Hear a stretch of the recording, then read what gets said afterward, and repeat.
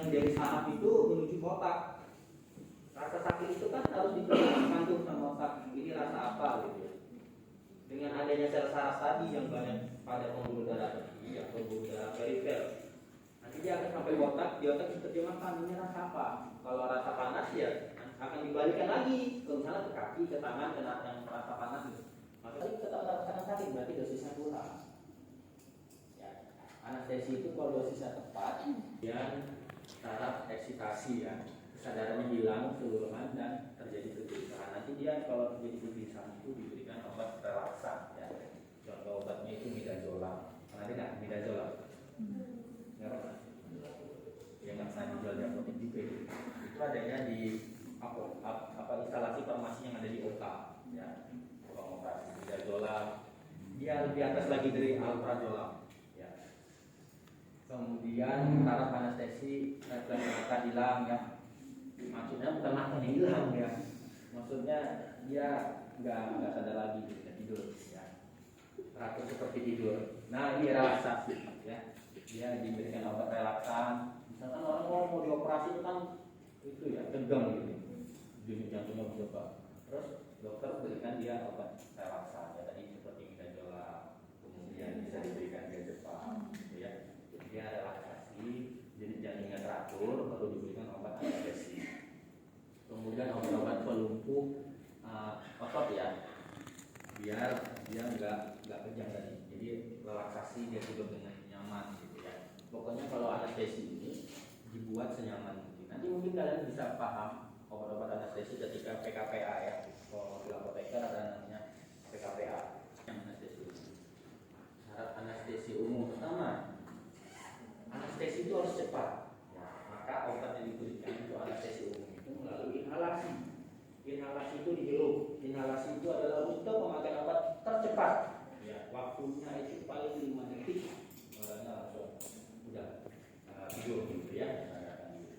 Kalian aja kalau ada orang asma itu kan obatnya inhalasi, bukan obat tablet, bukan obat suntik. Jadi kalau ditanya untuk pemakaian obat yang tercepat adalah inhalasi. Paham ya? Waktunya per detik 3 detik, 5 detik. Kemudian dikombinasi lagi dengan nanti di intravena ya.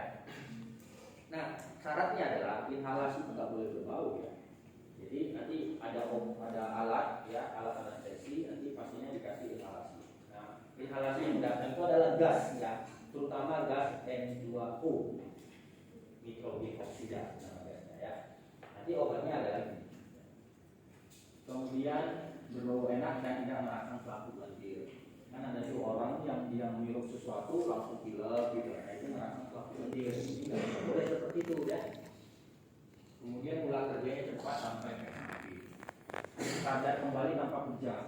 Jadi ada orang yang dia habis operasi kejang-kejang, ya karena obat tadi yang merasa kejang, tapi nggak boleh sekali ya.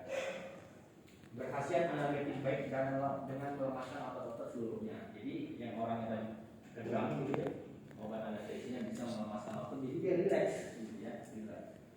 Tidak menambah perdarahan kapiler selama pembedahan. Jadi obat-obat anestesi ini jangan sampai dia membuat pembuluh darah kita melebar, harus menyempit. Kenapa? Kalau dia pembuluh darah melebar, nanti ketika terjadi pemberahan akan terjadi perdarahan.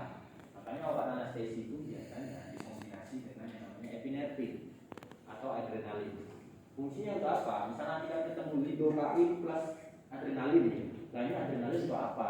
Kalau lidocain itu lah untuk anestesi. Sementara yang adrenalin itu untuk apa? Oh, ternyata yang adrenalinnya itu untuk menyempitkan pembuluh darah. Misalnya nih mau cabut gigi, diberikan lidocain plus di dalam ampul ya. Tahu ampul kan? Ampul. Ampul isinya lidocain plus adrenalin. Ya, diambil, disuntikan. Pertanyaannya ini adrenalin untuk apa? Oh ternyata dia untuk menyempitkan pembuluh darah supaya ketika dicabut giginya nggak terjadi perdarahan. Kalau pembuluh darah menyempit, darah kan sulit untuk ke situ ya. Walaupun berdarah tapi nggak terjadi perdarahan. Jangan membuat pembuluh darahnya lebar gitu ya. Harus kita sempitkan. Oke. Kemudian apa saja sih rutenya ya? Yang pertama ada parenteral. Nah, parenteral itu berarti diberikan secara intravena ya. Jadi pasiennya udah tidur, relaksasi diberikan obat ya secara intravena. Kemudian ini untuk anak-anak ya, parenteral ini rektal ya. Per rektal ini diberikan melalui rektal ya untuk anak-anak. Kemudian anestesi inhalasi ya. Biasanya setelah pasiennya diberikan secara intravena, dia udah rileks, baru diberikan inhalasi. Intinya dia direlaksasikan ya, direlaksasikan dengan obat-obat yang disuntikan melalui intravena. Nah, efek sampingnya apa? Dia menekan pernapasan ya. Ini obatnya. Makanya obat-obat anestesi dulu udah nggak digunakan lagi, digantikan dengan N20 nitrit oxide ya. Jadi di rumah sakit tuh banyak tabung-tabung ya, bukan tabung oksigen aja, tabung-tabung yang besar itu ada tabung nitrit oxide ya, tabung oksigen itu banyak di sini tabung-tabungnya. Jadi nanti ketika diperlukan tabung itu bukan tabung gas ya. Nanti tabung gas yang bukan. Nanti kalian bingung masuk instalasi gas medik namanya. Ini tabung apa gitu kan? Terus, nah dulu itu yang paling bahaya itu ini si ether ya. Di lab ada ether. Jangan sampai terbuka ya. Pingsan nggak? Pingsan gitu. Itu pernah terjadi di lab saya dulu waktu itu. Ini asistennya Pak Balok. Dia buka ether, nggak ditutupnya lagi. Yang datang penelitian 3 orang pingsan semua di situ. Rupanya ethernya terbuka. Hati ether itu bahaya. Lumayan dia pingsan. Kalau ada api apa terbakar buat. Kena api apa nyambar dia. Ya, ether itu ya. Nanti juga kita akan praktik farmakologi ya. Praktikum juga kalau mau ngebedah masjidnya kita masukkan ether dulu atau tikusnya. Nanti baru dia pingsan, kalau kita bisa ambil darahnya. Jadi buat dia nyaman. Ya. Nah kemudian mengurangi kontraksi jantung. Jadi jantungnya nggak bergerak cepat, jadi relaksasi. Ya. Kemudian tidak merusak hati ya. Kemudian tidak merusak ginjal. Jadi obat-obat yang merusak ini dulu udah nggak digunakan lagi, digantikan dengan obat-obat yang safety ya, yang lebih baik. Ada pertanyaan? Enggak. Itu adalah suatu keadaan tidak sadar ya, yang bersifat sementara, enggak sadar seterusnya ya mati lah berarti ya. Bersifat sementara yang diganti dengan hilangnya rasa nyeri di seluruh tubuh akibat ya, dia nggak sadar dan dia tidurnya tidur yang lelap ya. Sampai diinduksi pun dia nggak sadar ya. Sampai bernapas pun dia nggak bernapas. Jadi napasnya itu dibantu sama intubasi. Ketika dia nggak sadar, kemudian dimasukkan selang untuk bantu pernapasan. Jadi nanti orang operasi itu banyak sekali selang-selangnya ya. Ada yang dia dihirup itu N2O tadi ya, dihirup oksigen, kemudian masukkan selang itu berisi oksigen. Jadi sebagai alat bantu napasnya. Jadi ketika dimasukkan selang melalui mulut atau hidung, ya nggak masalah, dia nggak akan kesedot gitu ya, karena dia udah nggak sadar lagi. Nanti tabung-tabung tadi udah tersedia tuh, yang mana tabung untuk oksigen, yang mana untuk selang gitu ya, untuk oksigen. Kemudian kita lihat di sini pembagian anestesi ya, atau kita sebut dengan trias anestesi itu. Pertama ada hipnotika, pasien kehilangan kesadaran ya. Dia nggak sadar ya, kehilangan kesadaran, nggak merasakan apa-apa. Kemudian anestesi, pasien bebas nyeri, nggak merasakan nyeri apapun. Kemudian relaksasi, pasien mengalami kelumpuhan otot paha. Itu adalah relaksasi gitu ya, relax dia, mau diapain aja nggak masalah. Nah, kita lihat anestesi umum yang diberikan secara intravena apa aja ya. Kita lihat sini ya, dia diberikan secara intravena, pembuluh darah vena ya. Tahu kan pembuluh darah vena? Tahu? Apa bedanya sama arteri? Arteri besar tuh aorta. Udah beda napis mana? Atau mimpi manusia? Udah ada? Udah? Bisa? Siapa dosennya?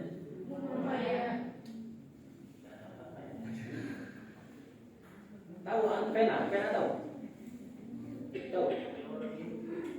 Vena sama arteri tahu nggak bedanya apa? Arteri itu yang membawa darah berisi oksigen. Kalau vena yang membawa darah berisi karbon dioksida. Ya. Nah kita lihat intravena ya. Jadi obat-obat yang diberikan intravena contohnya propofol. Pernah lihat propofol? Dia punya fungsi seperti susu. Ya. Dia khasiatnya untuk menidurkan. kemudian dia Jepang. Nah, jadi ya sedatif ya, menurunkan tonus otot. Maksudnya dia jadi rileks gitu. Kalau diberikan dia Jepang, dia jadi rileks, nggak merasa tegang lagi. Gitu. Kemudian midazolam, nah ini sama aja nih, midazolam ya, dia sedatif. Nah ini yang dari bawah ini dia Jepang itu nama apa golongan obat yang namanya psikotropika, ya. Jadi analgetik yang kuat itu adalah golongan psiko dan narkotika. Kemudian midazolam juga ini lebih atas lagi ya, tingkat sedatifnya lebih atas lagi daripada si diazepam ya, golongan benzodiazepin. Diazepam, clonazepam, alprazolam, midazolam, nah itu untuk sedatif ya, menghidupkan. Kemudian udah masuk petidin, ketamin, motrip, fentanyl, ini narkotik semua, narkotika ya, narkotika yang kuat.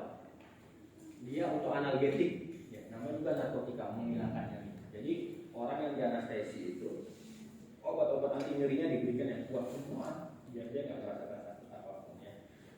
Yang sering diberikan itu adalah supetidin atau fentanyl. Oke, ada pertanyaan? Jelas. Itu kan kombinasi ya, intravena sama yang inhalasi. Kita lihat di sini yang inhalasi contohnya apa ya? Ada namanya nitroxid. N2 nitrogen dioksida, nitrogen dioksida, bukan nitroxid. Nitrogen dioksida. Nah ini di grup ya, yang ini ya. Dia kalau nitrogen dioksida ini aset hipnotiknya nggak ada, tapi aset analgetik dan analgetiknya aja yang ada. Biasanya itu pasien itu diberikan yang nitrogen dioksida. Tapi sekarang lebih yang paling aman lagi adalah si ini sevofluran. Ya, sevofluran sama isofluran. Dia diberikan dalam bentuk gas. Kenapa? Lihat di sini. Khasiatnya sangat kuat yang menidurkan. Jadi dia tidur paling lelap gitu ya. Kemudian analgetiknya juga ada. Kemudian obat relaksasinya juga ada. Nanti biasanya di rumah sakit itu yang rumah sakit mewah itu yang benoksida udah nggak ada lagi. Yang ada sini isofluran sama sevofluran. Ya, karena itu bagus. Sampingnya juga ada. Pasiennya langsung bisa langsung tidur ya. Efek anti nyerinya kuat gitu ya. Pasiennya kuat. Oke. Ini bentuknya gas ya, bukan tablet, bukan sirup, bukan apa, gas. Nggak bisa dilihat gasnya. Ya, nggak bisa dilihat. Dia bentuk aja seperti ini, sevofluran, biasanya warna kuning dia langsung sevofluran. Nah, kita lihat biasanya dikombinasi ya. Yang nitrit, nah nitrogen dioksida dikombinasi dengan halotan ya, dikombinasi dengan sevofluran. Kemudian kalau dia menggunakan nitrogen dioksida harus dikombinasikan dengan oksigen ya, dengan oksigen dengan perbandingan sebagai berikut ya. 70-30, 60-40 ya, tergantung dengan kondisi pasien. Jangan berkali-kali kasih oksigen ya. Kemudian untuk dosis-dosis obat yang volatil artinya udah menguap. Menguap. Ya, halotan, esopluran ya, itu dimulai dengan yang rendah dulu ya, kemudian baru ditingkatkan. Jangan langsung ditingkatkan, nanti pasiennya terkejut gitu. Dia yang rendah dulu sampai di rileks, baru kalau nanti dia merasakan sakit. Biasanya gini, dokter anestesi itu dia tahu nih pasiennya ketika dioperasi merasakan sakit atau enggak. Padahal kan dia tidur nih, dia kan nggak bisa ngomong untuk sakit, nggak bisa, dia tidur. Tapi dokter anestesi tahu nih kalau pasien lagi merasakan sakit. Dengan tahunya dengan denyut jantung. Jadi kalau denyut jantungnya, pokoknya mereka yang tahu ya, ada berubah dikit ya, perubahan, dia tahu ini pasien lagi merasakan sakit, maka dinamakan obat ini dihirupkan lagi. Gitu dia. Nanti denyut jantungnya normal kembali. Gitu ya. Jadi kan orang di anestesi kan nggak bisa bangun, nggak bisa ngomong sakit gitu kan. Tapi ada nanti tetap dipantau sama dokter anestesi kalau pasiennya tetap merasakan nyaman dari awal operasi sampai akhir operasi. Oke, ada pertanyaan? Obat-obatnya sudah saya kasihkan juga ya, jadi obat-obatnya. Kemudian anestesi lokal. Ya, anestesi lokal berarti di tempat itu aja ya. Anestesi itu anestesi lokal ya. Jadi anestesi itu ya analgetik gitu ya. Itu yang diberikan dengan cara menyembunyikan obat anestesi lokal pada daerah atau tempat lokasi pemeriksaan ya. Dia ada yang tipenya anestesi analgetik topikal. dengan cara menempatkan obat anestetik lokal. Pertama dioles. Pernah merasakan ini nggak? Dioles, kemudian disemprot atau ditetes. Misalnya ada orang main bola yang pernah saya bilang, kemudian kakinya jatuh gitu, sakitan, terus disemprot gitu, bisa lagi gitu. Nah itu namanya anestesi, ya. Semprot. Misalnya gini, waktu mau cabut gigi, kalau kalian takut disuntik karena sakit, suruh dokternya kumur-kumur didokain. Jadi dia teteskan didokain ke mulut, ya, ke lidah. Sudah kumur-kumur, waktu buang, tunggu 5 menit itu langsung gak berasa mulut kita. Baru disuntiknya, kalau disuntik ya udah nyaman, gak akan terasa lagi. Ya. Kemudian obat-obat anestesi lokal ini biasanya itu apa nih? Endoskopi.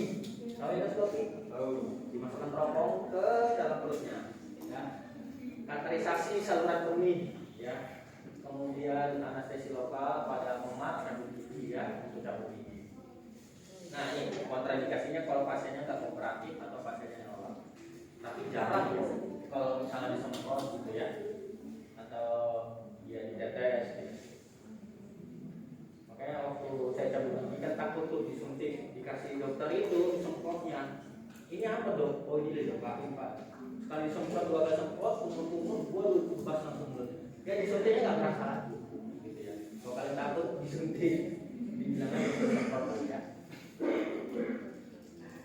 Kemudian ada jenisnya tadi ya, topikal, kemudian infiltrasi lokal, sama blok lapangan. Nanti bedanya apa ya? Yang lokal, yang topikal kan tadi kita tahu ya, dioleskan, disemprot gitu. Kalau yang topikal itu jenis obatnya ini, lidocaine 2%, bupivacaine 0,5%. Dia jenisnya bisa disemprot. Nah, nama semprotnya silokain. Ini kalau di rumah sakit sering silokain ya. Silokain gel ada, silokain semprot juga ada. Yang isinya lidocaine. Yang ini gel ya.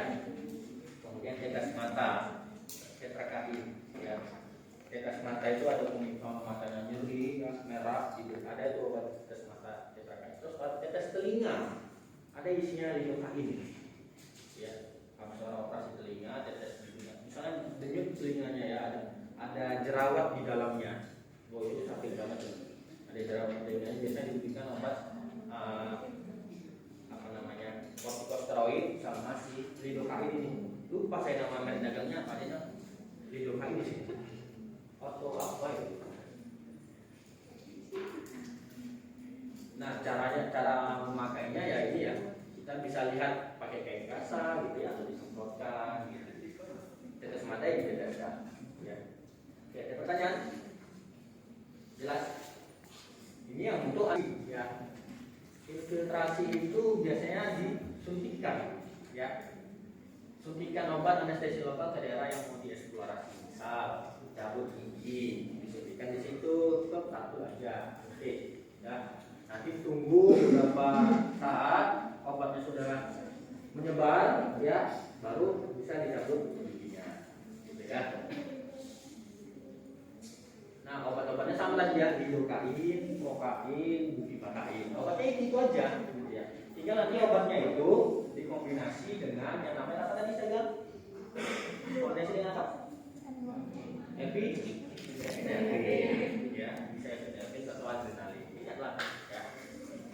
Nah ini caranya tadi ya, intinya dia disuntikan, ya, disuntikan ke tempat yang mau di bedah ya. Tunggu 5 sampai 10 menit ya untuk melihat onset of action dari obat tersebut. Kemudian yang blok lapangan. Nah, ini blok lapangan. Biasanya itu untuk orang yang mau disunat. Jadi keliling. Namanya blok lapangan. Jadi disuntikannya keliling. Ya. Di blok lapangannya berapa mau dilakukan pembedahan, namanya blok lapangannya. Obatnya juga sama ya, kain, lidocaine, bupivacaine ya, dan dikombinasi dengan si adrenalin atau epinefrin. Nah caranya juga sama ya, di blok lapangan disuntikan keliling gitu ya. Biasanya itu mengikuti arah jarum jam. Tunggu 5 sampai 10 menit sampai obatnya bekerja. Dan langsung nggak merasakan apapun pasiennya. Ada pertanyaan untuk anestesi lokal? Ini pasti Ya, sampai regional. Regional itu dia disuntikannya di tulang belakang, ya, jadi namanya spinalis. Ya. Jadi jarum dimasukkan ke dalam tulang belakang sampai menembus spinalis. Ya. Nih, meninggal pada lokasi tertentu, serat saraf yang melintasi region tertentu. Nah, jadi kenapa dia disebut regional? Karena dia menginervasi region tertentu, spinalis. Ya. Nah, ya. Epidural lumbal. Jadi dia di tulang lumbal ya, L. Waktu anatomi manusia dikasih tahu nggak apa susunan tulang belakang? Nah, ada cervical, lumbal, sama sakral. Nah, dikasih tahu.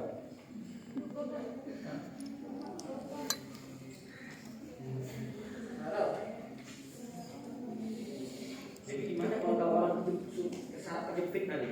Jadi kan tulang belakang itu ada tulang ini, ada C1, C2, C3, ini cervical 1, 2, yang mana nanti.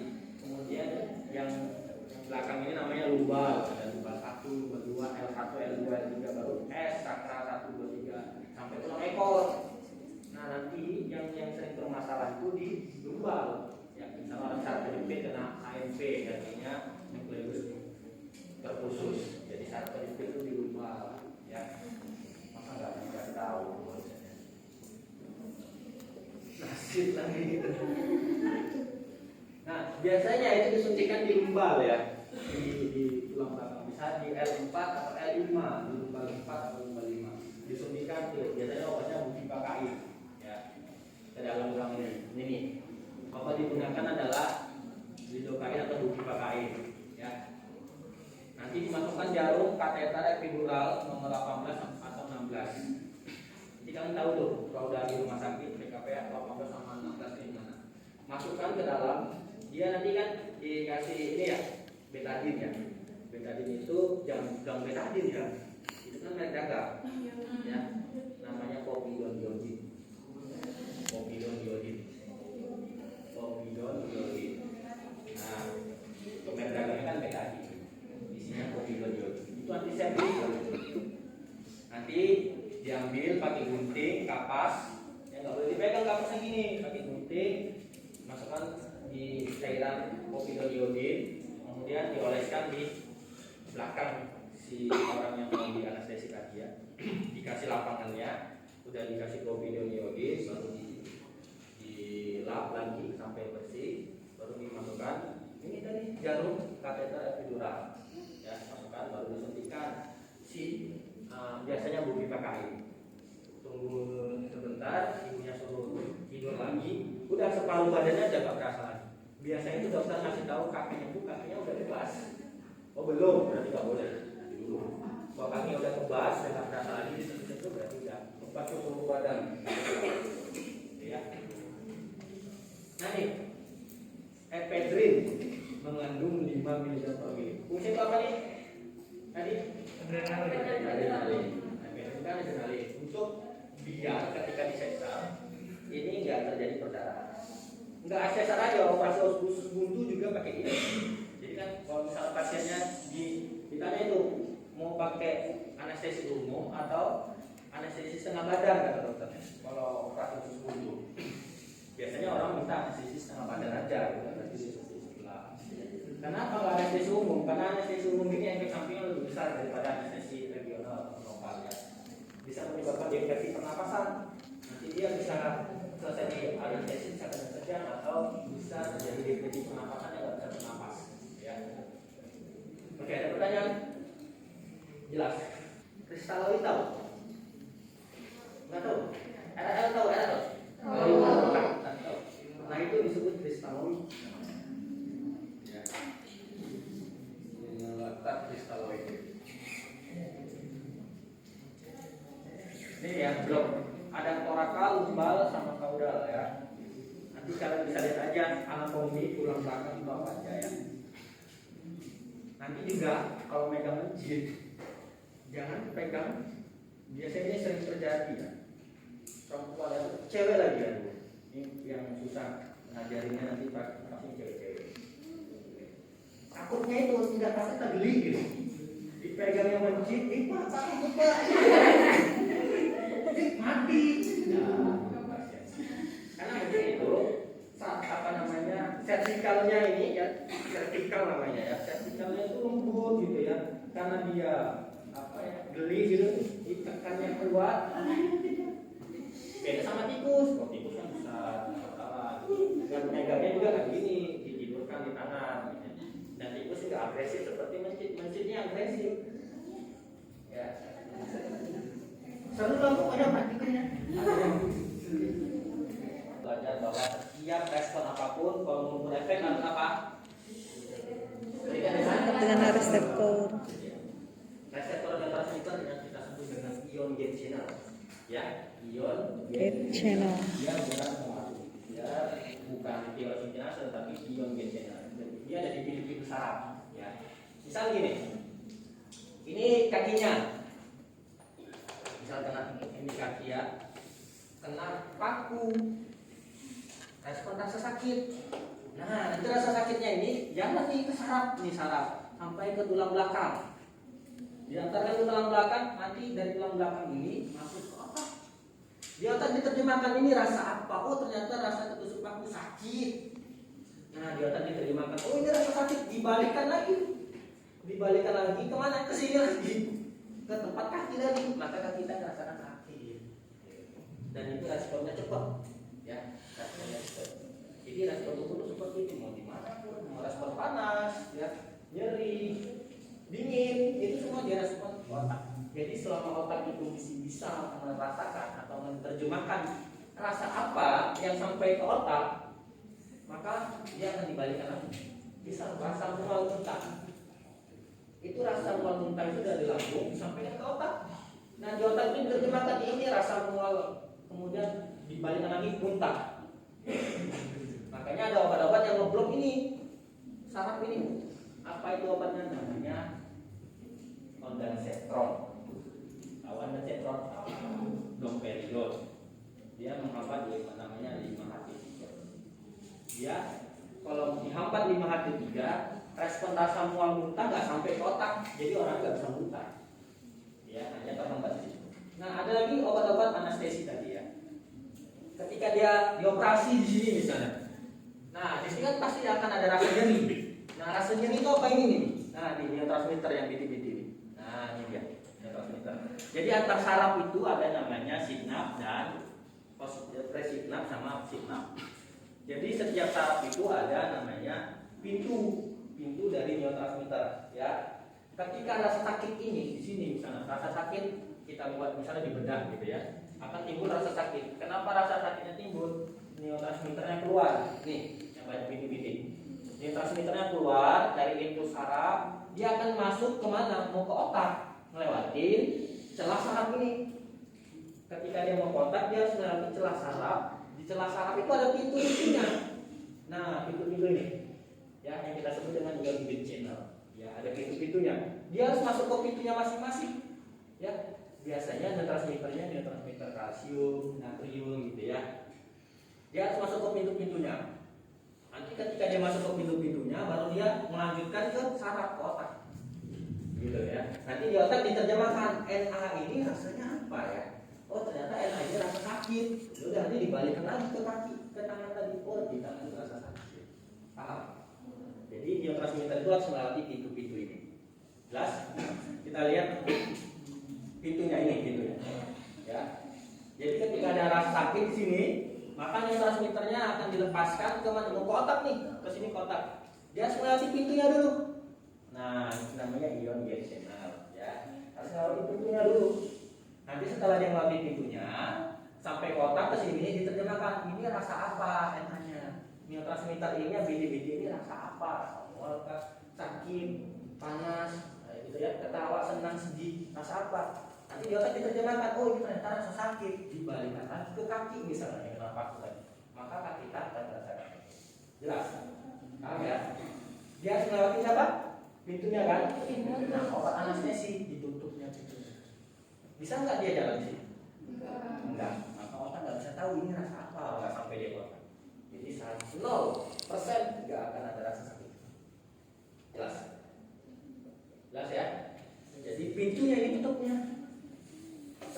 pintunya ditutup, ya dia nggak bisa masuk otak dong. Ya otak nggak tahu rasa apa. Ya orangnya biasa-biasa aja. Jadi pintunya ditutupnya. Ada pertanyaan?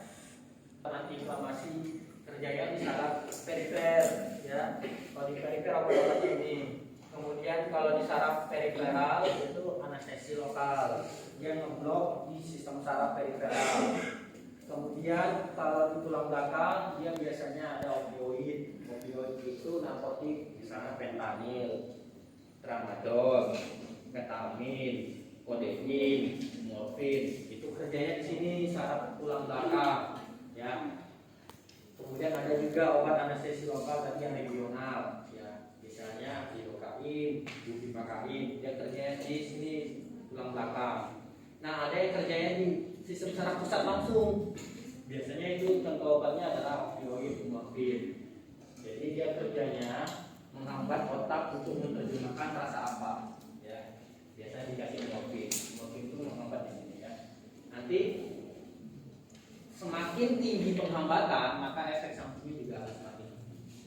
Yang dikhawatirkan dari efek samping opioid itu adalah depresi pernapasan. Jalan napas yang menyempit, orangnya nggak bisa bernapas. Ya. Nanti kalau ditanya opioid itu apa, narkotik ya. Katanya opioid itu apa, adalah narkotik. Analgetik terkuat adalah opioid. Opioid itu apa? Narkotika. Contohnya apa? Fentanyl, ketamin, tramadol, kodein, morfin. Jelas? Ada pertanyaan? Ya, itu narkotika. Gak boleh satu itu yang heroin. Heroin itu narkotika terkuat, lebih kuat daripada si